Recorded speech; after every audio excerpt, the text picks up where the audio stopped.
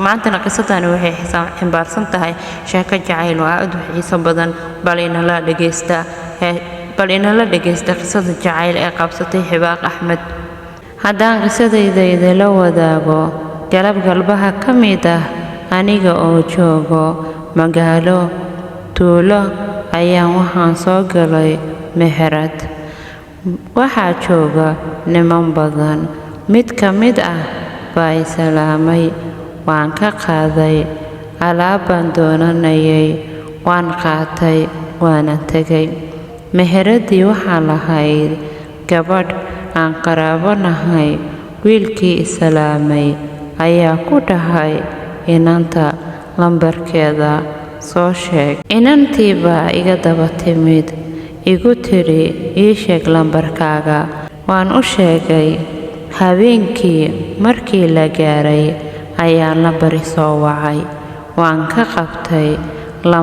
Waaba nin waan yaabay, waayo aad baan u yaraa oo niman ima soo wici jirin. Salaantii ka qaaday. Isku kee sheeg inuu yahay inankii saaka wada hadalnay oo ii sheeg inuu iga helay oo ka aqbalay. Sheekadii muddo wada soconay, jacayl xad dhaaf ah isku qaadnay, haba u badnaato dhankayga. Waa wiilkii u horreeyay ee aan shukaansado misana jeclaado. La isku kay ogaa oo aan ka noqonay deegaankii.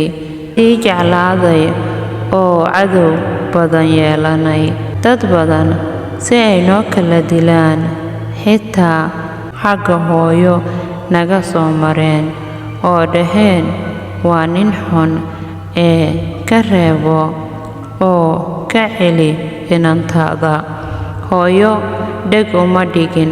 Maalin kale ayaa waxaa i soo doonay oday oo famili dhow nahay. Aabbe ima nooleen. Walaaladay u yimi oo dhaheen nagu sug guriga. Laygu yimid oo ha lay dhaho walaalada baa soo socdee sharaabkii diyaariyay. Yimideen walaaladay inay aniga ii socdaan oo nin laysiin rabo. Waan naxay oo qayliyay oo diiday. Lay maag hooyay oo dhaartay. U sheeg inaan wiil jeclahay. Layga tag. Hooyo iyo familigii qaar ka mid ah iyagoo jooga sakiin soo qaatay oo magaciisa ku qoray qaybo ka mid ah jidhkayga oo dhiigaygii dhulka buuxi. Muddo layla daba socay. Ninkii diiday oo ambateedkii ka go'ay. Qol baa ii xidhnaa muddo 3 cisho ah. Xitaa biyo iga degi waayeen. Miyir doorsoomay. Aakhirkii dhakhtar lay geeyey. Aakhirka soo baxay. Kaaga darane iima oga wiilkii aan dartii dadka uga go'ay oo dhibka u maray. Uma sheegin oo waan ka qariyay. Maxaa ku helay buu i yiri. Waxba aan ku idhi halkii ka sii wadanay. Wiilkii gaabis ku arkay weydiiyey halka wax ka xun yihiin. Ii sheegi waa dadka ag dhowaa ii sheegay inuu aroos yahay oo uu gabadhan guursaday.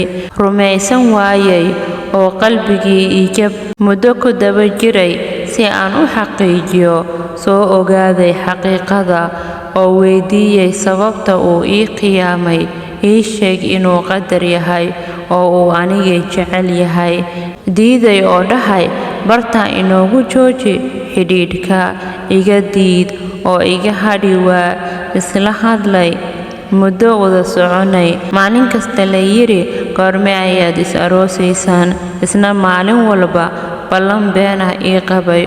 Ugu dambayn waxaan ku dhahay hooyo ayaan ku barayaa maadaama oo ay og tahay xiriirkayna oo ay og tahay sida xad dhaafka ah ee aan ku jeclahay. Igu yiri caawa baan la soo hadlayaa. Hooyo u sheegay inaan bari doono wiilkii aan jeclaa. Xilligii la gaar oo wacay u sheegay inaan hooyo bari rabo iga diid oo igu yidhi waan ka xishoonayaa. niyad jab kale sii qaaday. muddada aan wada soconay waa 7 sano, xitaa hal habeen ma qiyaamin oo wax dhiba kuma oran. ugu dambayn go'aan gaaray anoo jecel oo idhi iskaga hadh wiilkan. anoo jecel ayaan go'aan gaaray inaan ka haro, waana ka haray. hadda sanad iyo bar baan kala maqanahay. waan jeclahay oo qalbigayga kama baxo, oo nin ka dambeeyay ma shukaansanin. isna waa ila mid si walba uu ii soo wici karo samee, balse anaa ka diiday. waa xasuus qaali ah oo aanan iloobi doonin, ayay leedahay Hibaaq Axmed. barnaamijkeena halkaas ayaanu kusoo gabagabeynaynaa maanta. aad ayaad u mahadsantihiin. waxaan idinka codsanaynaa inaad janaalkeena subscribe noo saartiin si aad noo dhiirigelisiin. waad ku mahadsantihiin daawashadiina.